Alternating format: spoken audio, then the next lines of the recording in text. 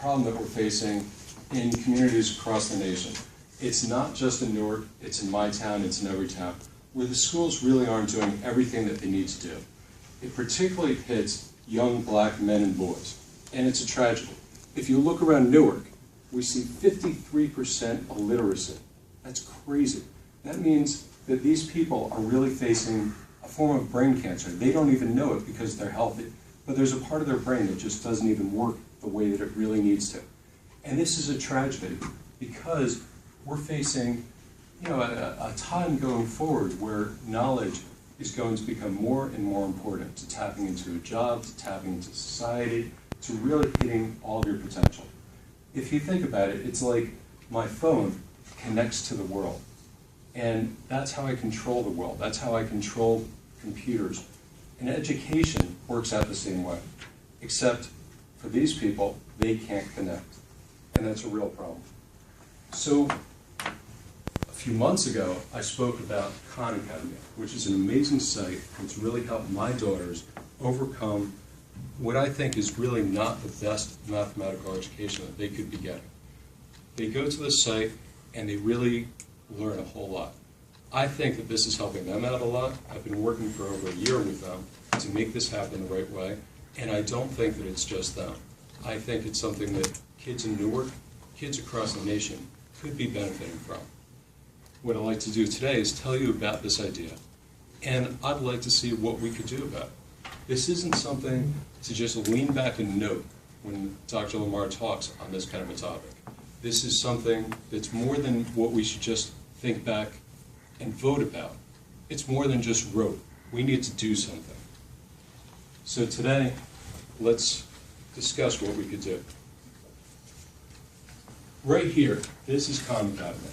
And what happens is, there's a variety of lessons, a variety of subjects. There's about 500 different subjects in math alone. Khan Academy deals with many different areas, but the math is really where it all comes together. This is one lesson. So my kids are learning about parallel and perpendicular lines. They go to Khan Academy, and it throws up an exercise in front of them. They have to realize that WS is parallel to BR. They're asked about this, and if they figure it out, that's great. But they have to get 5 problems in a row correct on that one subject. Once they get 5 problems in a row correct, that's cool. Khan considers them to have figured it out to a basic level. The next day, they have to come back and do the same thing on one problem, and the day after that, and the day after that. Eventually, they master the subject. And it comes through because they really know what's going on. It's not cramming for a test. They figure out how to deal with this.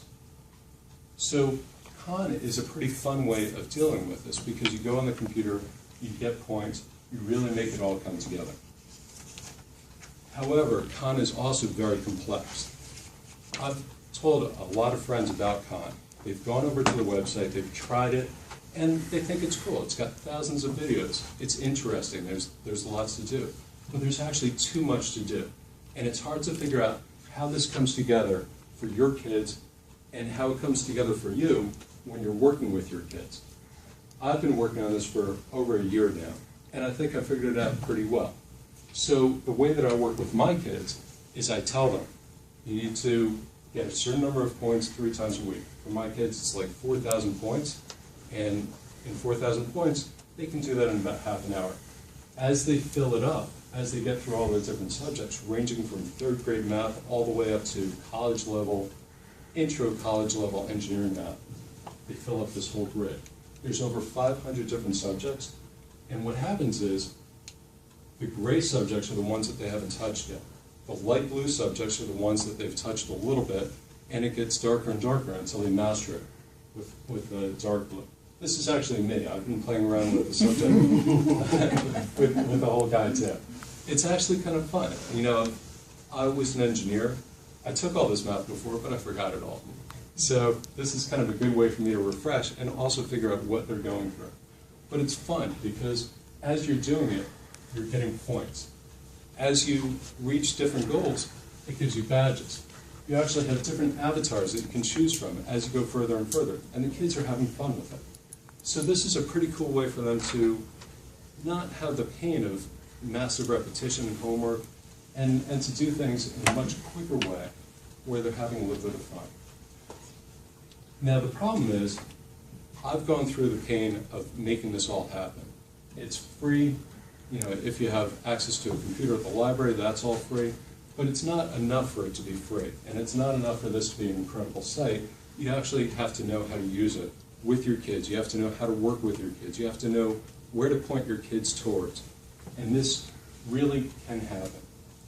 What I've done is create a little bit of a website around working with Khan. So ranging from what kind of computer equipment do you need to make this happen for your kids, to how do you get started? How do you check your progress? How do you work with your kids? What is the activity graph? What is the dashboard? And this is just really step one. Step two is finding the kids that really need this and working with these kids and getting them started. I don't believe that these kids need hand-holding for the rest of their lives. I think what they need is something really quick. Spend 2 one-hour sessions with their parents, let them understand how to use this and how to use it with their kids. Spend 5 one-hour sessions with the kids, get them started on it, hold their hands, help them get through some lessons, and get them moving along. I don't know if this is really the answer, but I'm willing to bet that it's got a chance of really solving something important.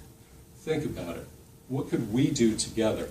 And I'm looking at people in this room to actually make things happen. What could you and I do?